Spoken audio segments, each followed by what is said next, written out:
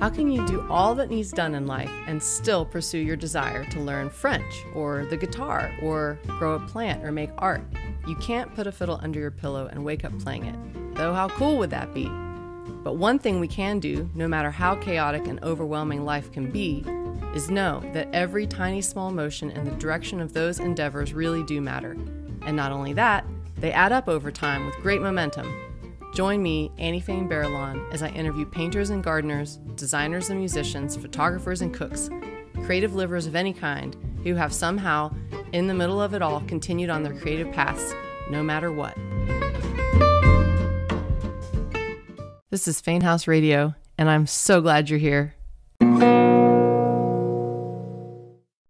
Well, I'm Jason Pierson. I live in Canton, North Carolina, so not too far from you. As far as the main creative endeavors, well, I have an MFA in stage management, so I went to school for theater stuff on the technical side. But then pretty soon after school, I decided never to do it again. Like a lot of people, grad school kind of crushed me. And I didn't want to live in a big city. And, to be like someone who makes a living at stage management, you pretty much have to live in a big city. So yeah, that ceased being a creative endeavor after grad school. But yeah, I've explored a lot of different media over the years. I've been really interested in a lot of paper stuff. So like mixed media, assemblage. I did a lot of bookbinding at one point. I've done a few pottery classes. I'm really interested in exploring pottery more in the next year or so. I'm into gardening and medicinal herbs and things like that, which I feel like are a creative endeavor. I'm a runner, which may or may not be considered creative, but I come up with a lot of my best creative ideas while I'm running. And then, yeah, just sewing has been kind of a constant through most of my life. I started as a kid with that plastic canvas stuff where you like thread the yarn in it and make designs and you cut it in certain shapes. I've had a sewing machine probably since college, just doing curtains at first. And then once our friends and our siblings started having kids, then a lot of stuffed animals. I've made a lot of teddy bears on that sewing machine. So a lot of different things I've dabbled in, but then like textiles have been kind of a constant throughout most of my creative life. Did you buy that first sewing machine yourself, or was it a gift? Well, my first sewing machine that actually worked, I bought it myself. I got one in college that was like an old Singer that just needed repair and I never did it. But yeah, I bought like a cheap sewing machine at Target back when I'm sure you can't even buy a sewing machine at Target anymore, but it was like, $75. But yeah, I bought it myself.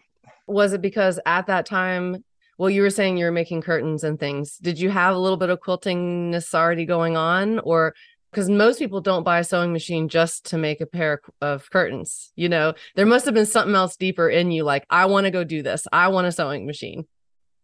Yeah, I think I've always been fascinated by fiber arts and textiles. I probably always had the idea that, well, if I have a sewing machine, then I'll learn how to make clothes or to make other things, which, yeah, I have never actually done. I've never made any clothes. But yeah, quilting didn't even cross my mind for a long time. It wasn't until I moved to Asheville, the Asheville area after grad school. And that was the first time I'd really been exposed to the world of Southern craft. I'm from the Midwest. I grew up in Michigan. I went to school in Ohio and Illinois. And, there is some quilting tradition there, but, nothing compared to the South. What point would you say that quilting arrived in your life more seriously and kind of started to win over the other mediums that you loved? I think when I met my husband in 2008, and then I quickly met his family, and his mom is a quilter. And that was the first person I ever met who's just like a regular person who makes quilts. I kind of thought it was just something for retirees to do, honestly. So yeah, I think her influence and then just kind of getting more into sewing myself. I got a book randomly from the library called The School of Sewing by Shea Henderson, and it's a great book. I highly recommend it. But it's a bunch of sewing projects leading up to the final project in the book is a quilt.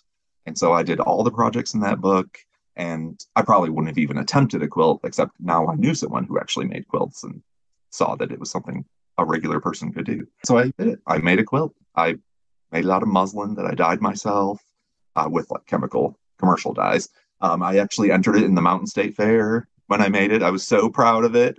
It didn't get a lot of attention, I will say. It was like kind of a modern geometric pattern, which isn't going to win any awards at the Mountain State Fair. But I still use that thing. I mean, I was curled up with it on the couch last night. It's a fantastic quilt. I love it. So that was kind of my first introduction to quilting, just kind of as a project in a book. And then from there, well, I just discovered that I loved it. And so just kept making them and kept making them.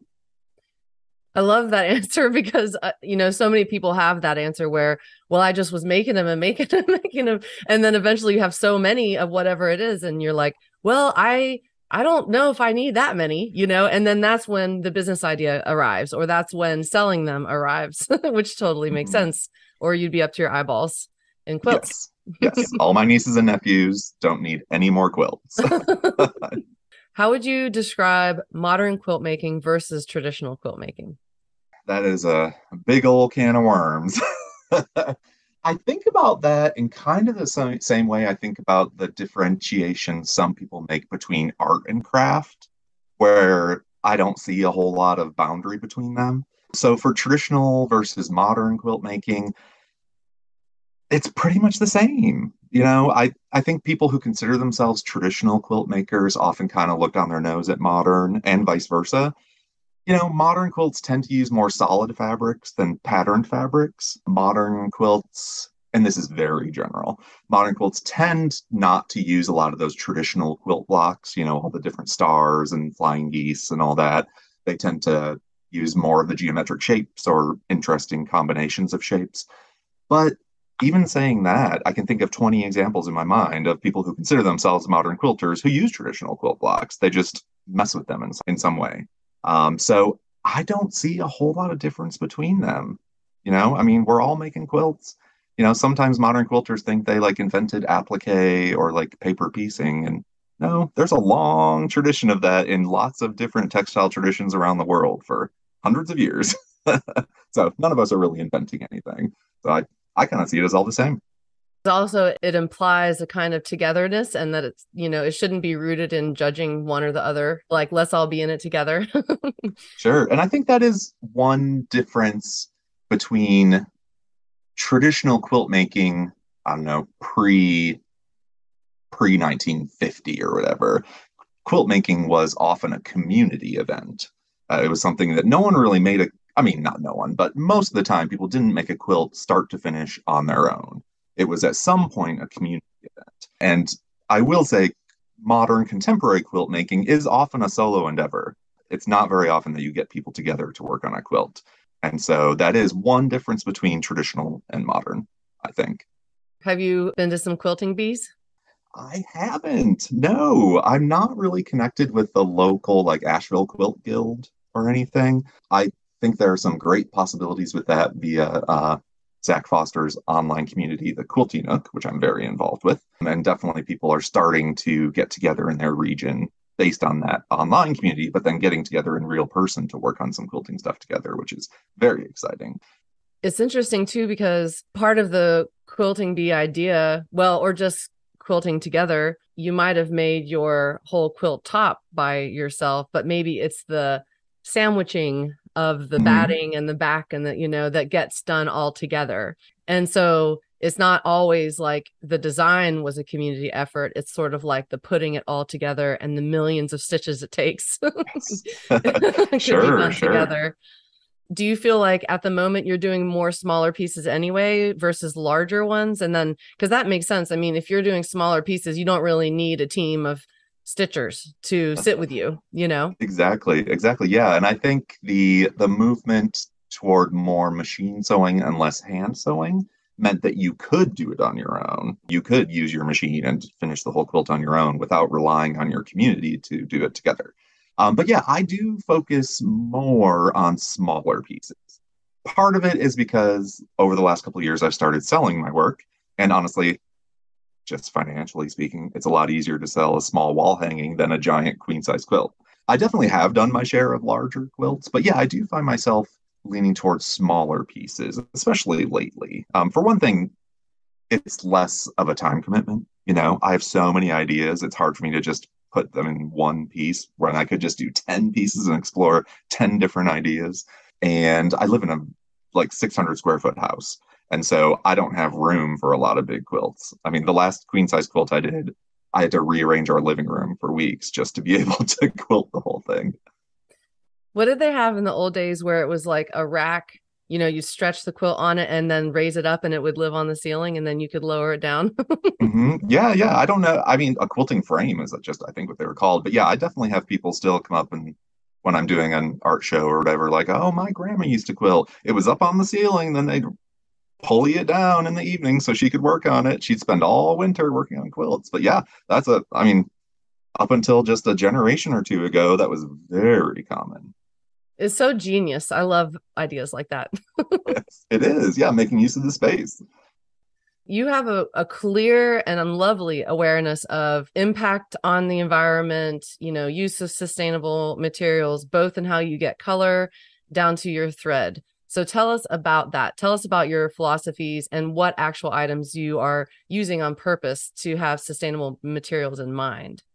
When I started quilting, I think I approached it like a lot of people do. I was buying commercial fabric from the fabric store.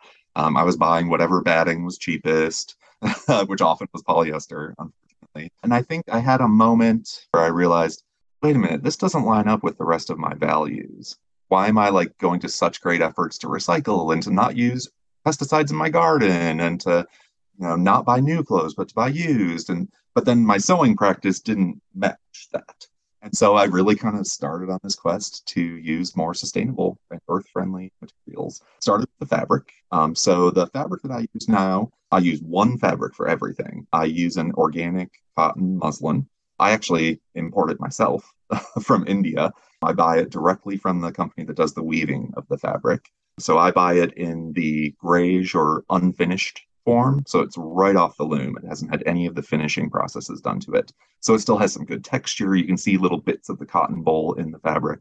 The fabric and the thread that I use are not just organic, but they're GOTS certified, the Global Organic Textile Standard. So cotton can be grown organically and it can be certified organic, but then the GOTS certification basically picks up from there and follows it all the way through the production process. So, in addition to the environmental considerations, like no chemicals, no pesticides, no dyes, treatment of wastewater before it's released into waterways, it also covers what we think of as like fair trade certifications. So it guarantees no child labor, no slave labor, fair wages are paid to the people who are involved in the process. So because I import the fabric myself, I actually hold the GOTS certification. So my name is on the document, which is pretty cool. So the fabric Yeah. and thread are all GOTS certified. So that makes me feel really good that I am importing it. I can't find a good source of organic cotton in the US. I wish I could. A lot of the organic cotton that's available in the US is made into knits and it's used for like t-shirts and things. I can't find like organic cotton muslin from the US. I wish I could. So if I'm going to be importing it from around the world, at least I feel like I'm doing all the responsible steps to make sure that I'm getting something that's as safe and harmless to the world as possible. The batting that I use an unbleached cotton batting. My next step is going to be researching organic cotton batting. It's a whole nother world. I'm finding that out. And then you mentioned that I do all natural dyeing. So all of my fabric I dye myself with primarily things that I forage just around town. So I use the same fabric for everything. It's all organic, it's all naturally dyed, and that makes me feel much better. Like my sewing practice is much more in accordance with my views in the rest of my life. Yes. I love how you said that I forage around town because most people would imagine foraging deep in the woods. So give us an example of when you're foraging in town or on the edges. I mean, I think a lot of people don't realize how many beautiful things are growing in the nooks and crannies of buildings or near homes and in the average garden. And you've explained why natural dyeing versus chemical dyeing. I'm curious too, if you have some examples of what some of your favorite natural dyes are. I live in a rural area, as do you, here in Western North Carolina. Yeah, honestly, I don't do any foraging in the woods. All of my foraging is basically on the edges of farmers' fields. There's a lot of stuff that is native that grows in profusion on roadsides. We have a couple of black walnut trees in our yard, and I mean, everywhere around here, there are black walnuts everywhere, especially this time of year. So yeah, there is plenty of stuff for me to forage right here on my street. I rarely leave Canton city limits to do my foraging. There's tons of goldenrod, tons of staghorn sumac, lots of black walnuts, like I just said. And then I do a lot of experimenting. Like, what is invasive? Well, English ivy and kudzu, and I try to dye with them. Not always with great results, but I'm always looking around me. Anything I see that's growing in abundance and isn't threatened species in any way, I try to be very ethical in my foraging. I just try it. We have a bunch of bamboo, that invasive stuff behind my house. And I thought, well, why don't I try dyeing with bamboo? Yeah, some results, not an astounding color, but yeah, so I feel like I don't need to go deep into the woods. I don't need to travel anywhere special. There are tons of plants around me that produce great color. And some of them you can grow yourself. I dye a lot with marigolds, and I don't call that foraging because, I grow them in my garden, but they're an easy to grow plant. It's not invasive in any way. It's great for pollinators, and it produces astounding color. I'm shocked at how much color is packed into those little marigolds. Those are a handful of my kind of like old standbys. If nothing else, I know this year I'm going to get some marigolds and some goldenrod and some black walnuts, and you can get a range of colors out of those. And one thing maybe it'd be good to explain, because a lot of people don't realize you're not just making a stew of what you have found and putting the fabric in it. You have to mordant it. And so how do you describe that so that if somebody at home is like, I'm going to go out in my backyard and I'm going to try this, because you're trying to do something where whatever you just dyed doesn't wash out or fade, etc. Can you explain a little bit about that? I would be happy to. It's hard to explain in, just a few minutes. It's a whole world, and us natural dyers can spend hours just talking about mordants. Yeah, most natural dyes don't really want to stick to fabric, at least not to be color fast and light fast. A lot of them just wash right out because they're not chemical dyes that are manufactured to stick to fabric. Fabric needs to be scoured. You need to get out all the gunk that's in the fabric before you start, even if it's brand new fabric, even if it's organic fabric. There's oils used in the spinning process in order to get the thread to go through modern weaving machines that you just have to get rid of before you even start. So there's a scouring step and then the mordant step. For my fabric, I have kind of a two-step mordant process. I have a tannin step where I add tannins to the fabric, and the tannins that I use are from staghorn sumac leaves, which are one of the highest tannin contents of any plant in North America. And then another step of an alum bath. So I use like an aluminum sulfate. People use it for pickling, honestly. You can get it at the grocery store. And that binds with the tannin onto the fabric to provide something for that natural dye to bite into. The word mordant, I think, is based on a French word that means to bite. So it hangs onto the fabric, and then the natural dye grabs onto that. So I wish it was as easy as just like putting a bunch of walnuts in a pot and then throwing the fabric in. You'll get a little bit of color that way, but it'll wash out pretty quickly.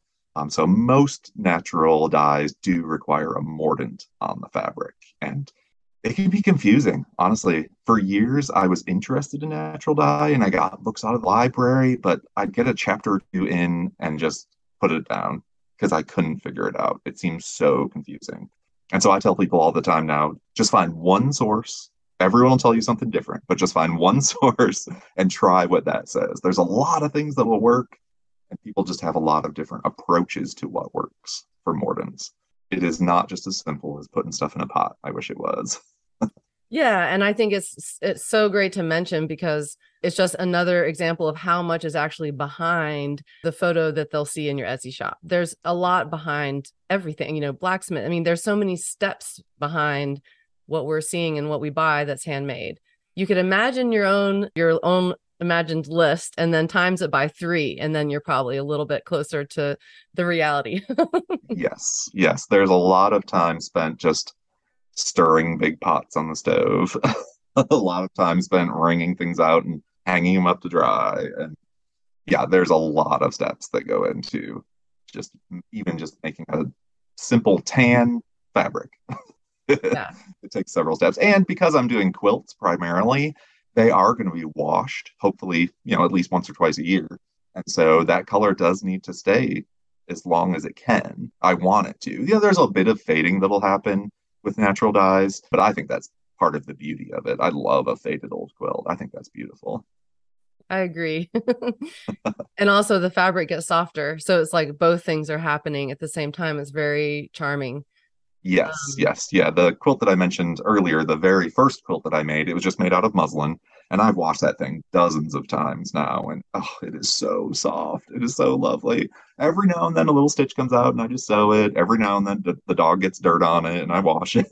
But yeah, yeah, I love how a quilt just gets softer and crinkly and just more comfortable over time. Gets better with age. Exactly, like most things. Exactly. Us included. I was gonna say exactly. I just turned 44, so I'm like officially now in my mid 40s. So I think I'm definitely better with age. Yeah, stick right with that. That's awesome. Describe to us a day in the life of work in your studio, which now I know studio might not be the right word because you're folding your studio life in with your home life location. What would your answer be to that question? Oh, I wish there was a day in the life of my studio. Quilt making and natural dyeing, unfortunately, at this point in my life, does not pay the bills. I have a 9 to 5 job. I work in healthcare, quality, and compliance.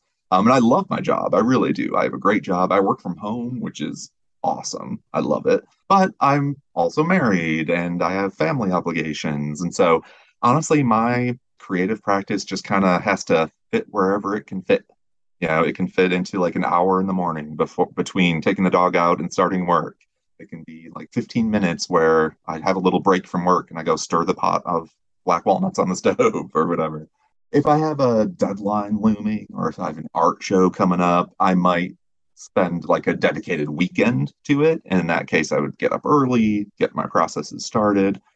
Some of it depends on just what I'm doing at that moment, where I am in the quilting process. Am I planning a quilt? Am I cutting, piecing, quilting? It just depends what's going on in my studio. So there really isn't a day in the life of for me. It depends. It's different every day. I love this answer because, a big theme of this podcast is how to fold it into your daily life and don't give up on it, no matter what else is happening. So it doesn't have to be that it's our only profession, but it is kind of another profession folded in, and it's a wonderful picture. You're working on your computer and then you go and stir the dye pot and you're teaching workshops and you're totally doing it. This is exactly, kind of who I'm interested in talking to, because you have to love it a lot. And the love of it means you just can't shake it. Like you are not going to give up on it.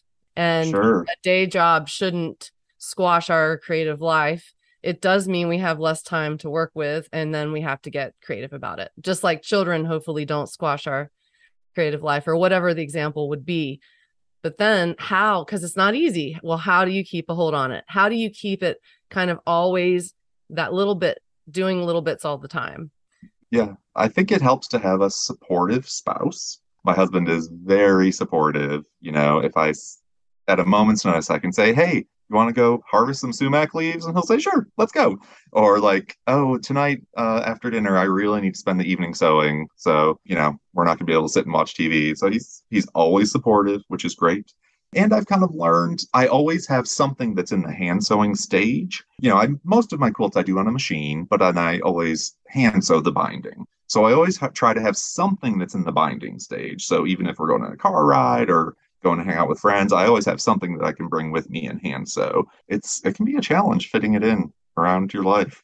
There are definitely occasional times where I just have to take off a half day of work because I just need to like buckle down and get some stuff done. But yeah, it can be a challenge, Yeah. but it can be done. Yes, it can. Maybe it's just in smaller amounts in a certain phase of our life, and then it's in larger amounts in a different phase, and just knowing that there are phases. So I was seeing like you have sit and sew events. Is that right? Well, the sit and sews that I'm part of are part of that Quilty Nook online community that Zach Foster created. So as part of that community, people have just random sit and sew events. They'll be like, hey, I'm just going to spend my day in the studio. So come join me if you can. And it's very casual. But every now and then there's a theme to one. So this past Tuesday afternoon, we had one that was focused on natural dyeing. So I just talked about my process and people contributed their ideas and asked questions. It was really fun. It was all the way from people who have never dyed a single thing and are really interested in it, all the way to people who have many more years of experience than I do. And I just kind of shut up and let them talk. What has been your biggest struggle when it comes to staying on your creative path? Well, we've touched on one of them already, just finding the time to actually make it happen. But another thing that I know I'm not alone in struggling with is focusing on the work that is my work, focusing on the work that brings me joy, not necessarily what I know I can sell. Sometimes that's a consideration. I know little things sell well, so I make a lot of little things. But also not focusing on what everyone is doing on Instagram at the moment. There are trends in sewing, just like there are in any craft or any art. And so it's fun to try those, but again, focusing on my work, not necessarily what's popular at the moment, not necessarily what's going to get the most likes online. It's nice to get a lot of likes. It's nice to have a post that, oh, wow, 80 people like that one. That seems cool. But usually it has nothing to do with the piece. It's just some weird algorithm thing. Yeah, I think just not comparing myself to others, to really trying to focus on what brings me joy, what expresses my own worldview, my own view of the world. And yeah, whenever I do that, I am happier with the results. And I mean, after all, isn't that what it's all about? It's nice to get paid for things. It's nice to sell them. It's nice when other people are excited about your work, for sure. But at the end of the day, it has to be something that I want to do, especially a quilt that's going to take hours and hours and hours of work. It sure as heck better be something that I want to do. Almost like you're balancing looking outside of yourself for inspiration with staying in your own lane and staying like really true to you. It's true that can be really confusing, especially more in our modern times. Yeah, yeah. One way you describe yourself is as a vegan. So of course we have to ask you, like, what is your favorite vegan recipe? We just got to ask. That's a good question. I am very fortunate that my husband's great love is food and cooking. So I get to eat it all and I don't have to do any of the cooking. I just do the dishes. So I don't do a whole lot of cooking anymore, but I will say I do have a giant sweet tooth. So anything sweet, cookies, cake, ice cream, I love it. My husband was a professional baker for a while. So I'm very fortunate that sometimes on a Wednesday evening, be like, hey, I think I might make some brownies. What do you think? Yes, thank you. That's my role, I think, with a lot of the food. It's saying, yes, thank you. Well, that's just a match made in heaven. I know, I agree. Are you teaching any workshops or classes coming up soon? Or where can people, I just want people to know where to also kind of follow what you're doing. I just had my very first solo teaching workshop this past weekend, actually. I had an intro to natural dyeing class, and it was really fun. It was, oh my gosh, it was beautiful weather that weekend, peak autumn color. So we foraged some stuff. We made several dye pots and dyed a bunch of fabric and just sat around and chatted about craft and art, and it was lovely. That was my very first time doing it, but I'm really excited about 2023, and I'm starting to plan a whole bunch of workshops. I'd love to do some quilting workshops, some just general sewing workshops. I'd love to help people get more comfortable with their sewing machines. I meet so many people that are like, oh, I have a sewing machine. I have no idea how to use it. And I'd love to help them get more comfortable with it. But also natural dyeing. We live in the Southeast US here. We have some of the most biodiverse land and flora and fauna anywhere in the world. So I feel like if we can't natural dye here, where else can you do it? So yeah, I'm definitely looking forward to a lot more workshops on all of those topics. Instagram is probably the best place to follow me right now. I have two accounts. One of them is just quilt pictures. So if that's all you're interested in, you can follow that one. That's at Jason Pierson Quilts. But then my personal account, where I share a lot more about my process and the stuff that's going on with me, is Fell in Love with the Moon. Is my name there. It's based on one of my favorite books by Tom Spanbauer. The Man Who Fell in Love with the Moon. I definitely recommend it. It's intense, but it's a great book. So those are probably the best ways to find me. I have a newsletter that's pretty new. There have only been a couple of issues so far, but you can sign up for that. There's a link in my Instagram bio for that. So I try to keep people up to date with any events that I have going on via the newsletter as well as Instagram. Just want folks to know that part of what they'll see when they come to your personal Instagram is you've started talking and sharing, face to face, like you're talking about how your day is going or what you're working on and that kind of thing. And it's really fun. And I think it's brave of you also. I feel shy to do things like that.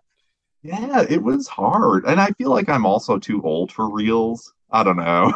But so the first one I did, I was like, oh, I'm too old for this. I don't know what to do. But yeah, it's really fun to do. It's not like 90 seconds. I can always find something to talk about for 90 seconds. And often I just look around. What am I working on? Oh, I'll grab that. I'll just talk about this for a minute and tell people what's going on, or something I just read that I thought was really interesting. Or sometimes it's just like, no, I had a busy weekend. I'm really tired. That's sometimes all it is. But yeah, it's really fun. I'm making so many more connections via those simple little daily videos. It sounds so silly, and ultimately isn't social media just silly? But it's been really fun. I've really enjoyed it.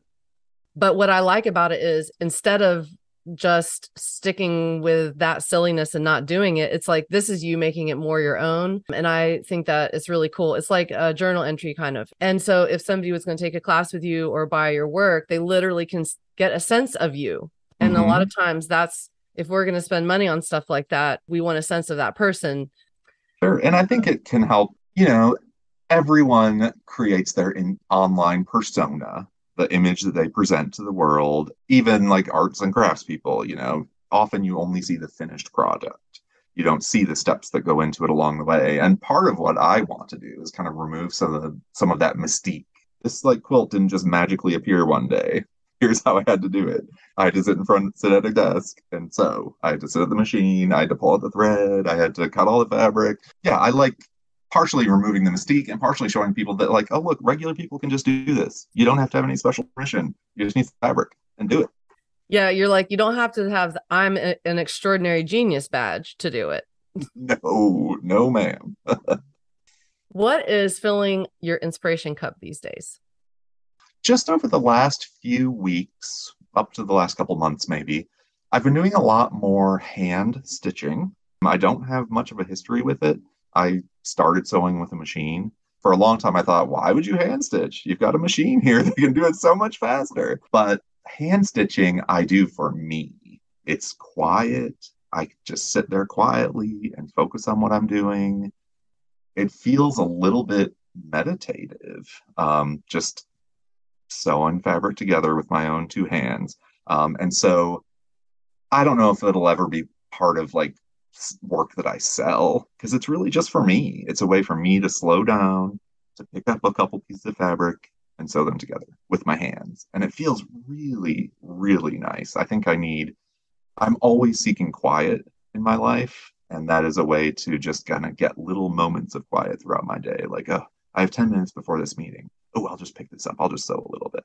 That has been really inspiring to me lately. And then another thing that I've been exploring lately, and I'm still at the beginning of this. I don't know how it's going to work into my textile work, but I've really been kind of beginning an exploration of the topics of death, dying, end of life care, impermanence.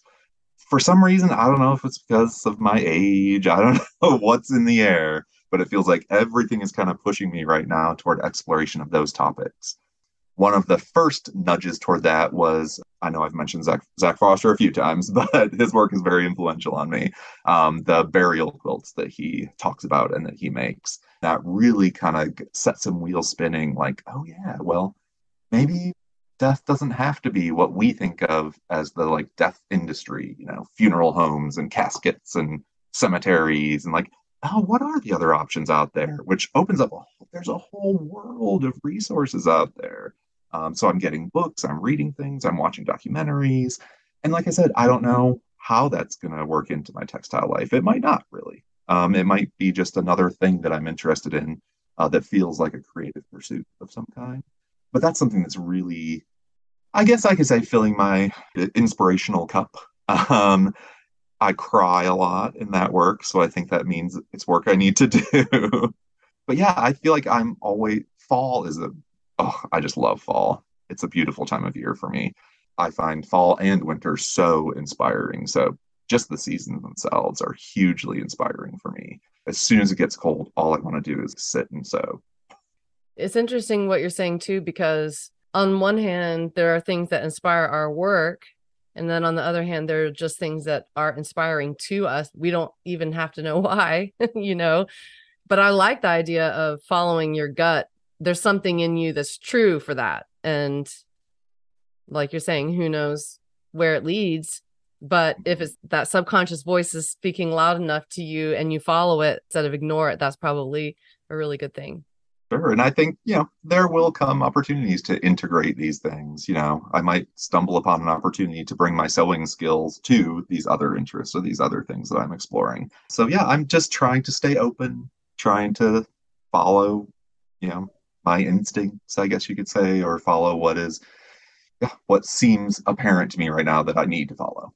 It would be easy to just be like, well, that thing sells, so I'm just going to make a bunch of those. And there's nothing wrong with that, but right now that's not where my head or my heart is. Do you have any last words of encouragement to everyone and anyone out there trying their very best to fold creativity into their daily lives? The Buddhist nun Pema Chodron has a book that the title is Start Where You Are. I think that's the title. But I think about that a lot in almost every area of life. Just start where you are, especially with creative practice. If there's something that calls to you, something that feels good, something that every time you see it, you just sigh and go, wow, explore it. Start where you are. You don't have to buy any expensive equipment. I always encourage people, don't invest money into equipment and supplies until you feel like you need them. Just dabble. I'm a big fan of dabbling and experimenting. Like, I want to learn watercolors. Well, just buy like a few pieces of watercolor paper and see if you have a friend who can loan you some watercolors or whatever. I find there's so much value in that. I think for myself, there's so much value in just getting those creative wheels turning. And they might take you to a whole different place that you never expected. Just try it.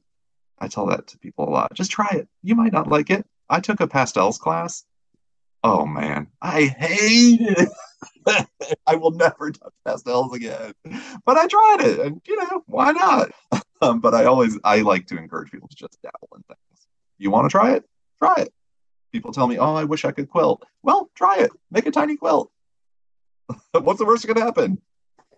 So you're a fan of giving yourself permission. Yes, no one else is going to give you permission. No one else is going to give you permission to take that pottery class you've been wanting to take for 20 years. Just do it. And then when you sign up and do it, pat yourself on the back. Yeah. And you might have two little bowls that you'll use for the rest of your life, and you might Yeah. never do it again. Or you might find a career in ceramics. Who the heck knows? Yep.